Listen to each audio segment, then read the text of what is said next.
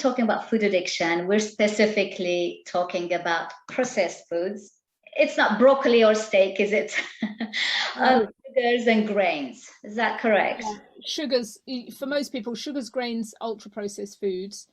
For some people who are sort of what we say, sort of rock bottom food addicts who've maybe had struggled for a long time, there can be other foods. So this doesn't apply to everybody, but for some people, and it did apply to me, um, other some real foods can cause cravings and overeating. Like cheese is one, and you often see that dairy, for people who've done keto and low carb, if they're still struggling to lose weight, or if they're still struggling with food cravings, usually dairy is the next thing to look at, because it's really easy to overeat. It's so delicious, and also it's highly calorific. And the other one can be nuts. Nuts.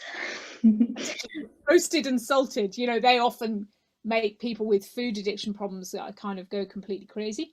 The other things to be careful of are anything else that has a sort of acts in the same way in the brain. So alcohol, food addicts have to be really careful with alcohol, even if they, like me, they didn't have a struggle with alcohol. I never did overdrink because it wasn't something that I ever did. But if I ever did have a drink, I would be much more likely to then fall into going and having cravings for other foods and feeling much hungrier and kind of low mood. And it didn't trigger me to drink more, but it would trigger me to eat more. So alcohol was another thing.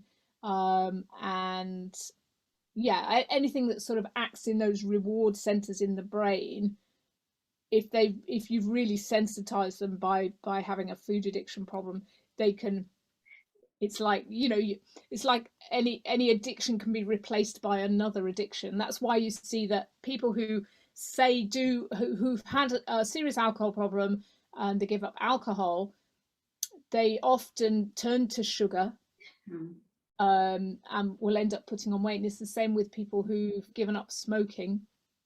It's a common finding that people who give up smoking tend to put on weight because they're trying to get their dopamine from somewhere else. So that's something to be really aware of. It's this kind of whack-a-mole thing that you give up one thing but your brain's still looking for that fix, so it tries to find it somewhere.